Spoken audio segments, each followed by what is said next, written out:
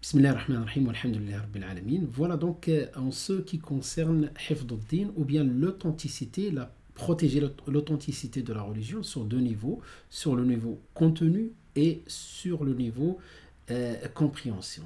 Ensuite, donc, ces sciences, ce qu'on appelle les sciences islamiques, que vous voyez ici, ces sciences islamiques, ce sont des sciences organisées de la manière suivante. Donc, quand on repose la même question, les sources de connaissances, ou bien ce qu'on appelle masdaru al-ma'rifa, donc la connaissance, les sources de la connaissance.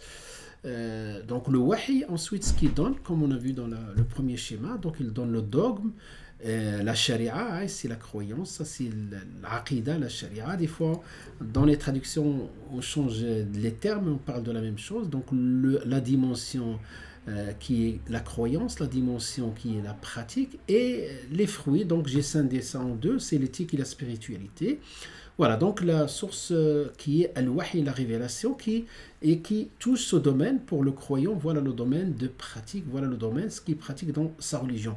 Et donc on a dit, pour conserver ce contenu, pour être sûr de l'authenticité des informations relatives à ces domaines de la religion, donc des normes, des méthodes ont été mises en place, telles que les sciences du Coran, qui nous permettent de préserver principalement, c'est-à-dire le contenu, et aussi la compréhension. Les sciences du hadith, de la même manière, c'est surtout la traçabilité de l'information attribuée au prophète sallallahu alayhi wa sallam, et c'est ce qu'on va voir dans cette courte présentation. Ensuite, les fondements sur le fait qui nous permettent de préserver surtout la compréhension, al-fahm, et voilà, donc maqasid al-sharia aussi également, qui nous permettent de préserver la compréhension de la religion, donc le fahm.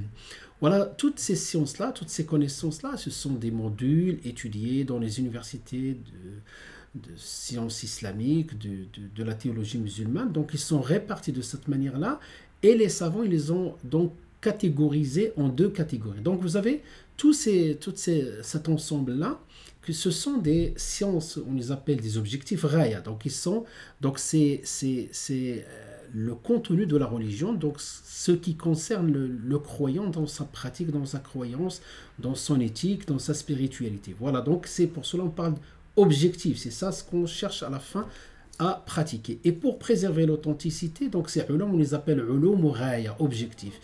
Et les autres, ils sont là, ce sont des normes pour encadrer tout ça et pour protéger l'authenticité et la compréhension saine. C'est pour cela qu'on les appelle, ce sont des sciences des moyens, et ce sont des sciences wasa'il. Donc moyens, c'est wasila, même dans la langue arabe, et raya, c'est l'objectif. Donc ce sont des moyens indispensables pour préserver l'objectif qui est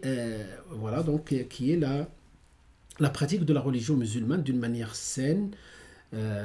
Voilà, donc par rapport à cette deuxième petite introduction, maintenant on va parler des sciences une petite introduction aux sciences du hadith. Voilà, donc à partir de là, on passe au troisième point, à savoir introduction aux sciences du